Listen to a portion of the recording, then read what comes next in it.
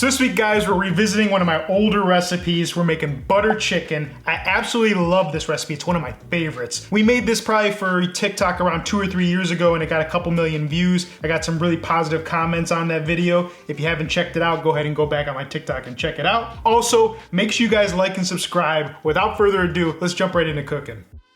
Okay, so butter chicken. We did the short form version of this recipe earlier in the week. This is the long form version. So now here are the ingredients you're gonna need. Now keep in mind, this is my version of butter chicken. Not a lot of people are putting biryani masala powder in your butter chicken, but I think that adds a lot of flavor. You need some boneless, skinless chicken thighs. You can also use chicken breasts, but I do find that the chicken thighs are better because they stay more moist. Now, traditionally, a lot of people do use the breasts, but be careful not to overcook your chicken. We need some ginger and garlic. We need some cashews, 1 onion that is sliced, about 8 ounces of tomato puree, a little bit of yogurt. We have a bunch of spices here. We'll go over that a little bit later. Some coriander, a little bit of heavy cream, of course the butter, and then we have a little bit of oil to get it started. Do not use olive oil in Indian cooking. It's way too pungent for Indian cooking. You gotta use a neutral oil. Then we have a little bit of salt and pepper, and then like I said, this is my secret ingredient, a little biryani masala powder. So now the first thing we're gonna do is we have to go ahead and caramelize these onions just ever so slightly. Okay, I lied. The first thing we have to do is marinate our chicken.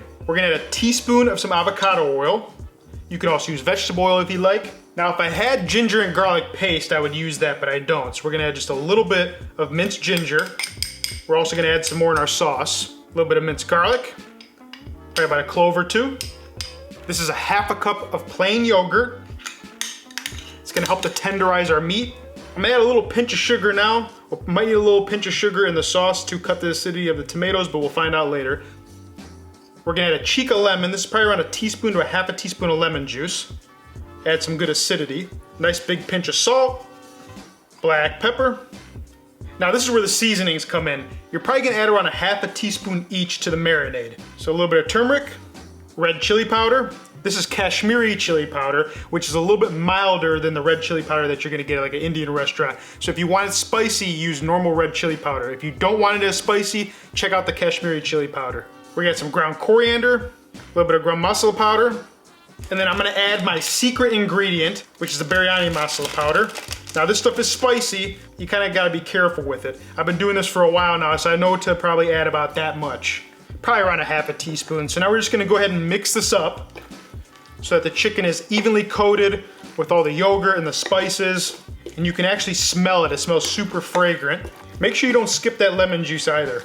It adds a lot of nice balance to the dish. So now once this is all nice and mixed up, we're gonna place this in the fridge and we're gonna let it marinate for at least 20 minutes. Now you can go up to overnight, so you wanna do it the day before, but I find that 20 minutes is probably good enough. Just make sure you go ahead and place this in the fridge. And then the next step we're gonna go ahead and saute our onions down. Okay, so we're gonna do this in a 12-inch pan today. You can also use a saute pan if you want. This is on medium heat. We're gonna add a little bit of oil, about 2 teaspoons, maybe a tablespoon of oil. Now once that oil is hot, we're gonna add a ½ teaspoon of some cumin seeds. I'm also gonna add just a small amount of mustard seeds. Now this is optional. People are gonna argue and say it's not needed. I like to add a little bit of mustard seed. Now you wanna add the seeds before you add the onions. You wanna let them open up with their flavors, get nice and aromatic. You're gonna see they're gonna start to sputter. Once they start to sputter, we'll add the onions. So I can smell that cumin, it's nice and fragrant. Now we're gonna go in with our 1 onion. Always season your onion with a little bit of salt. Helps to draw some of the moisture. It's gonna help them get nice and caramelized. Now I'm not looking for full caramelization, probably about halfway caramelized. This is probably gonna take around 8 to 10 minutes for them to get where I want them to be.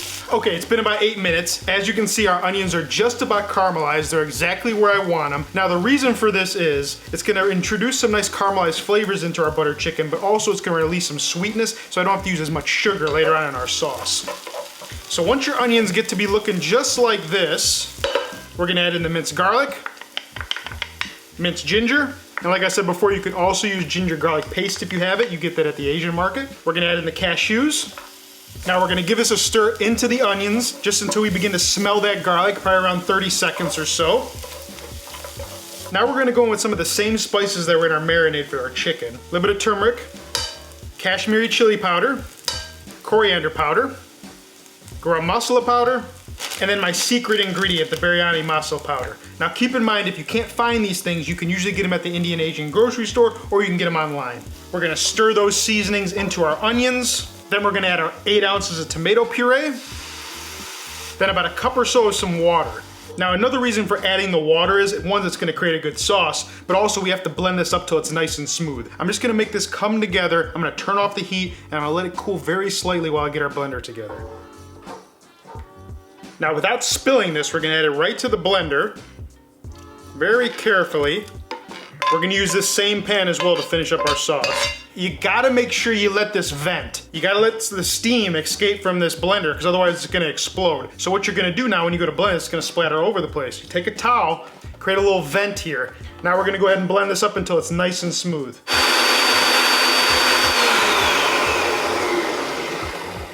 See, now if you don't use the towel, this is gonna get all over your face. So now in the same pan, we're gonna add a little bit more oil, maybe about a teaspoon or so.